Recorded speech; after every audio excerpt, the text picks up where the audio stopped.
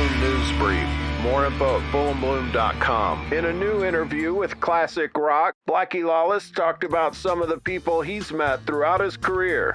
On joining the New York Dolls. I was there so little. I only did a couple of shows with them. I was 19 years old, and I was stunned because it was like 5 guys all trying to be like Jim Morrison and succeeding. Arthur Kane was a friend, and I respected him as a musician, a far better musician than people knew. But he had a big-time alcohol problem. When I tell people about the Dolls, the time spent with Arthur is really what I'm talking about. Much more has been made out of my time with the Dolls than should have been. The big thing for me was it got me from the East Coast of the U.S. to the West Coast.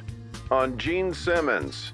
Gene was one of my earliest mentors. Kiss was on the road, they were doing their first tour, and I called Ace up one night. He wasn't there, and Gene just happened to answer the phone, and we started talking. Gene asked me what I was doing with this band I was in. I told him that I've had a belly full and I've had enough. He goes, "Let me tell you something. You've got that it thing. Don't quit. Those guys you're playing with, they're all losers. Get rid of them." When I got off the phone, I felt energized and thought, maybe I can do this. A couple of weeks later, the whole New York Dolls thing came along. The old expression of your destiny being changed by missing a bus. If you look at the series of events that happened to me right from that moment, it literally put me in line to catch that bus. It got me from the East Coast to the West Coast.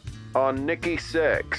There was a time when he was as close to me as my own brother. It's sad because a lot of times you have relationships with guys when you're in high school and you're really tight. Then that pesky graduation thing comes along. Then for one reason or another, you kind of fall out of touch and you don't see each other that much anymore, and that relationship kind of wanes. That's what happened with a lot of us that had been in LA in 82, 83. Graduation for all of us was getting a record deal. Although we would see each other from time to time, it was different. On Lemmy Kilmister.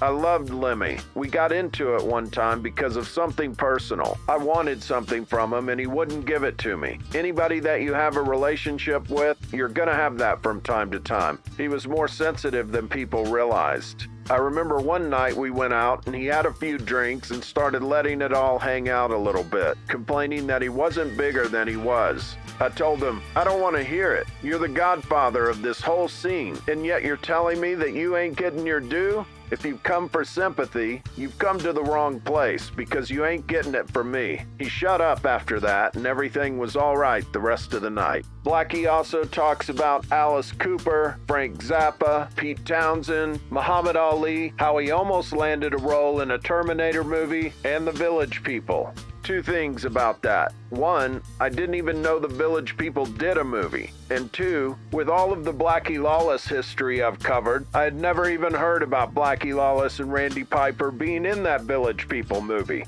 To view a brief clip from that film and to read the entire interview, click the link below.